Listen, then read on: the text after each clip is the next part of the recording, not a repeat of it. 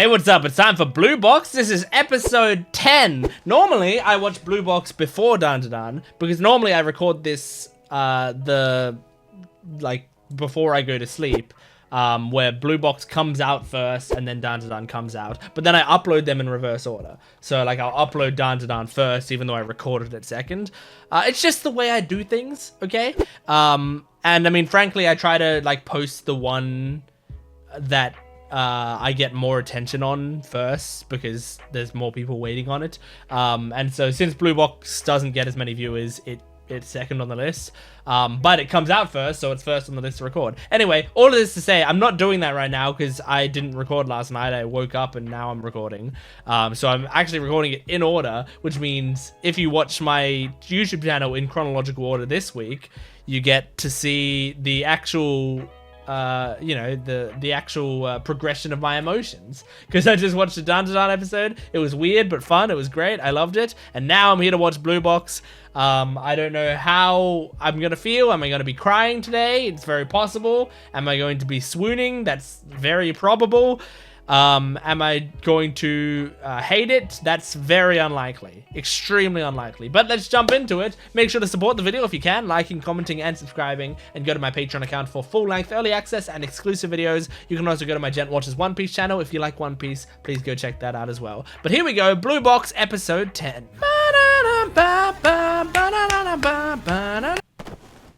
It's not a good thing. Oh, I forgot that this is how it ended. I forgot about that.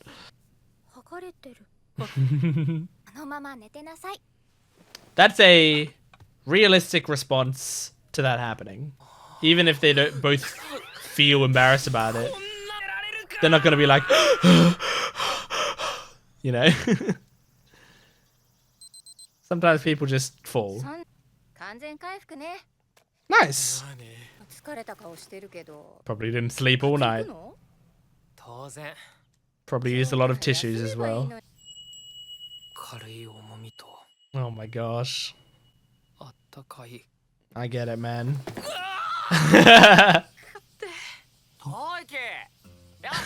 Taiki, stop screaming in the middle of the street. Ah, this is good. A good workout. Oh, look!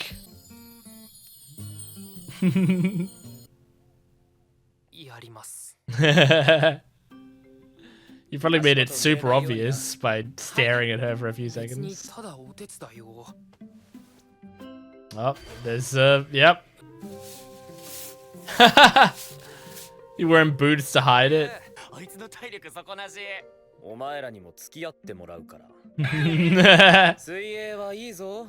Yeah, I can see how it'd be really good for you. Did he see your goal? Yeah.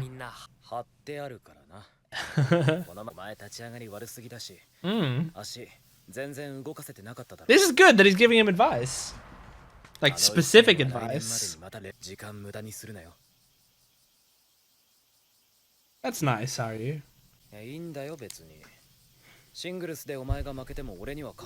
He's just trying to help you out. Oh my gosh. Oh, she got so close. Very cute. He's like, you're hopeless. Well, she was on top of me last night. What does that tell you? How are you so nice? I love it. He's just such a bro.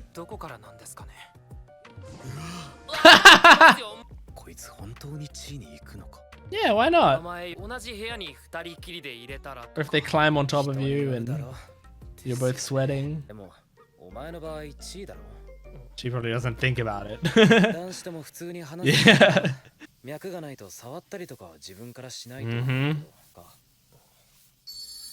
Yeah, no, she's definitely quite physical with you. No, she's been physical with you the whole series.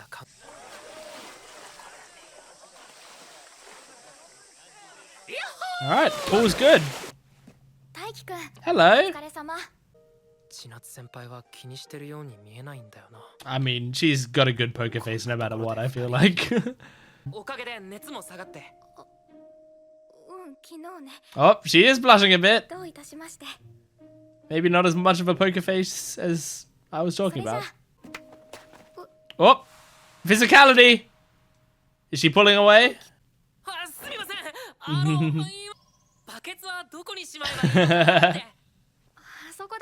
She didn't pull away. Grab her again. Just keep pulling her back in until she actually does pull away. She's got the thing on her ankle as well still.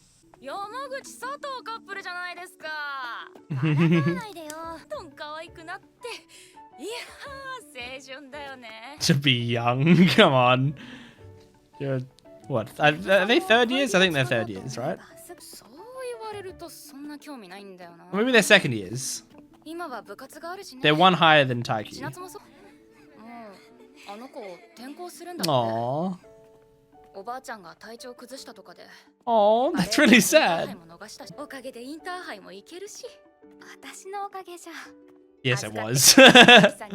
You're their star player.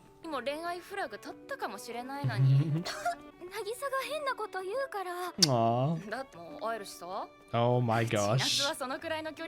She's just accidentally saying all the things that should fluster her. That does look so good. Oh. Oh, she's so sweet. Don't tell her to load up on the meat. She'll go and find Taiki. He's just a sweet guy. You can see where Taiki got it from.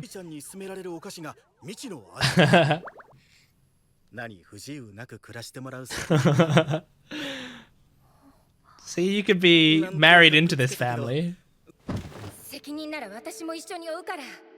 Damn. Oh. What a sweet woman.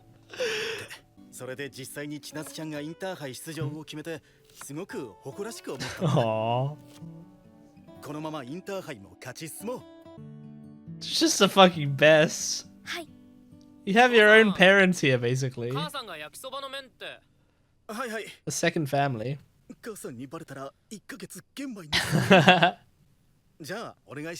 Taiki, go with her. Yes. Hi? Well, your dad told you to do it, so she can't complain. Nice. There you go. If she invited you.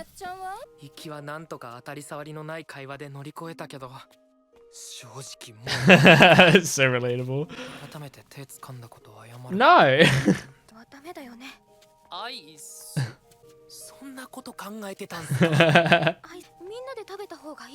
She's panicking so much about something so weird.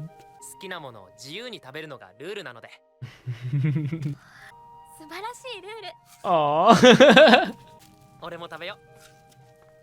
There you go. At least you're eating it with someone. Probably because she probably nags you the most.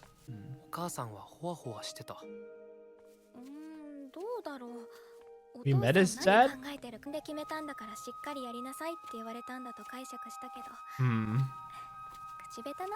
That you'll take all the consequences, but also all the praise if it all goes well, you know?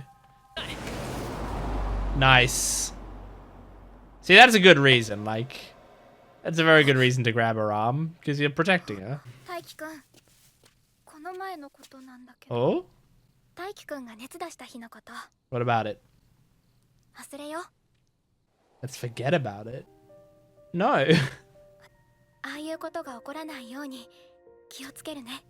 Oh, but I don't think that's what he wants. Yeah, it did feel like that. That's a good point. She was the one who inadvertently pushed you to shoot higher.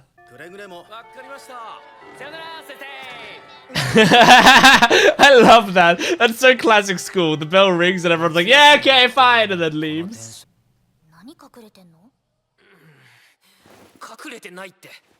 写真落ちてたから。私下手か。良くないことらしいから。 Damn, this is tough. This is a tough situation. And I don't think anyone's in the wrong for what's happening. I'll talk about it in discussion.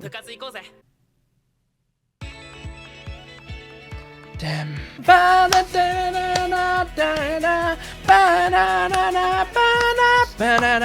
Okay, great episode. Although it does hurt.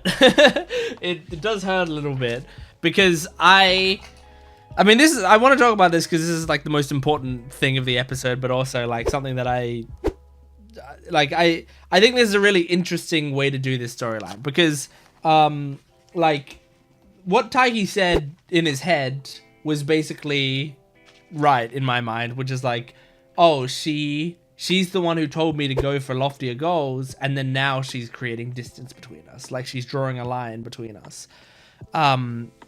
And I think both characters in this situation, it's strange because I don't think it's necessarily a misunderstanding. Like sometimes with romance things, it's like a character will say something and it's a misunderstanding. It's like they don't really feel that way, or they didn't like mean it the way that he took it or whatever. But like, I don't think it's necessarily a misunderstanding between them. And I don't think it's like wrong how either of them are feeling about it, and I think it's actually a very sort of realistic type thing, especially for a character like Chinatsu, because I feel like I get her. I feel like I understand her character quite well, and like maybe relate to her a little bit as well. I definitely relate a lot to Taiki, but the sort of idea of Chinatsu's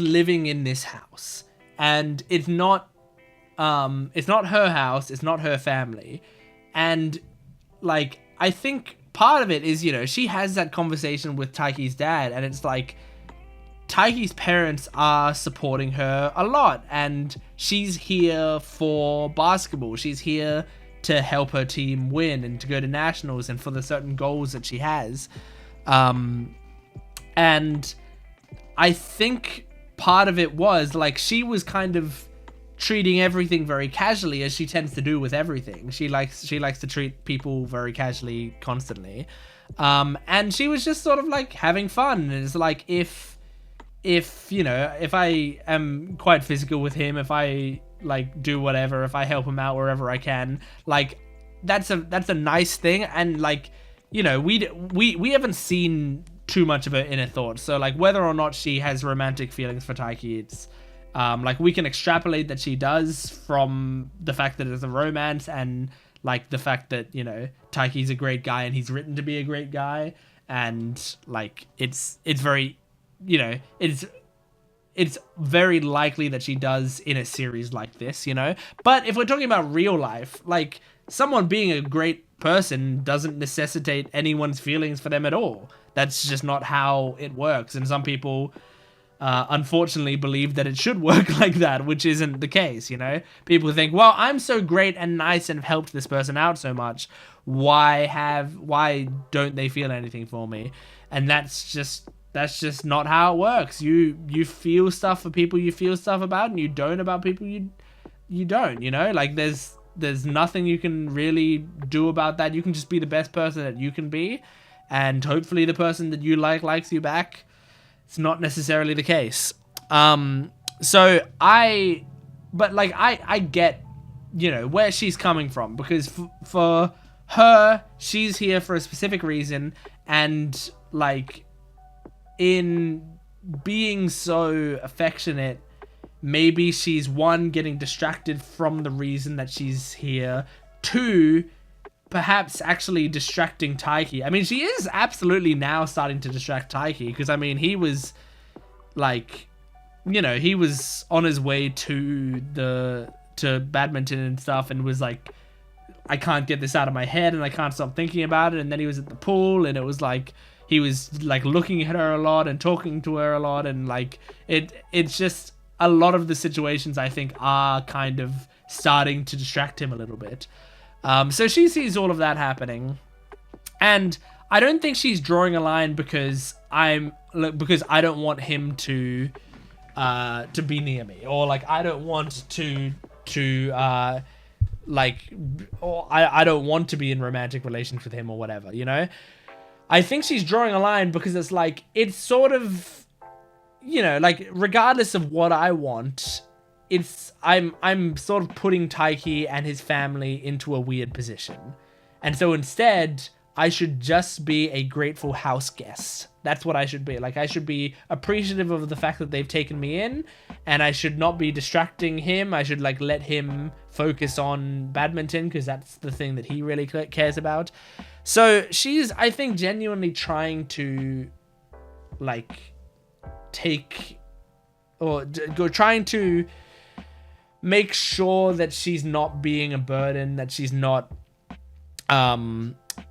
influencing this family in a negative light. Like, the family has done so much for her, and I really liked that scene of Taiki's dad and Chinatsu talking, and then Taiki's dad like saying, I wasn't super cool with you staying here at first, like I was against it, but then like Taiki's mother stood up for you. And I love what she said, which is like, the next 2 years are really important for her, and they're not that important for us. Like, this is a very, and it's very true. Like, when you're younger, two years when you're younger is way more important than 2 years when you're older. Like, 2 years goes by in the blink of an eye when you're older, and sometimes like nothing will happen. But in 2 years when you're in high school, like, there's so much shit that happens in that time, and you're still developing, and you're changing your personality and your style and the people you're around, and you'll have arguments with people, and you'll break up with people, and you'll cry a lot, and there's like so much shit going on in high school that like when you become an adult, like things start to fall into, well, I'm in my rhythm now, this is how my life is. And, you know, 2 years can just go by. So I really like that she says, you know, these 2 years are extremely important for her. And so we should support her for those 2 years, because it won't be that much effort from us compared to how important it will be for her. So I really, really love that scene. And so, like, all of that to say, I think Chinatsu's making a decision that I can see why she would think that's a very smart decision or a selfless decision. But I think what is not taking into account, and this isn't her fault, is that Taiki loves her. You know, like I don't think she fully understands how much Taiki likes her. And so for her, I think it's like, before this goes anywhere, I'm gonna draw a line in the sand. But the problem is, it's already gone somewhere. Like, he already feels deeply for her. He already cares about her a lot. He's already in her thoughts a lot. I mean, she's already in his thoughts a lot. So at that point, when you're drawing a line, you're actually, like, she thinks what she's doing is she's drawing a line that he can't step over. And so he's, you know, gonna be content where he is, because he already was content where he is. The problem is, now that she's drawn a line, she's drawn it where he's already standing and has pushed him back past it. Not by any fault of her own, but she didn't realize that's where he was. And so it's like he actually was comfortable where he was and was trying to approach, and he's been knocked back now. And that's a very different thing than being told you can't cross somewhere, is to be told you can't be where you are right now, move back. So like, that's why it really sucks for Taiki. Because if it happened early in this series, if it happened in episode 1 that she drew a line, then it maybe wouldn't have been as big a deal. Like, he wouldn't have, like, he's almost taking more and more steps towards her, thinking maybe there's a possible chance. I mean, he took her advice that's like, go for loftier goals, because I like people who go for loftier goals. He took that advice, and he's going for the loftiest goal he can find, which is you, the girl of his dreams. So yeah, it sucks for Taiki, because that is a rough thing to hear from the girl that you like, is like, oh, I'm gonna actually, you know, I'm not gonna be as affectionate with you because you know, we should just make sure. I mean, like, in a weird way, she essentially, like, and I hesitate to use this term because I'm not a big fan of it, but she essentially friend zoned him in that moment, at least in a very minor way.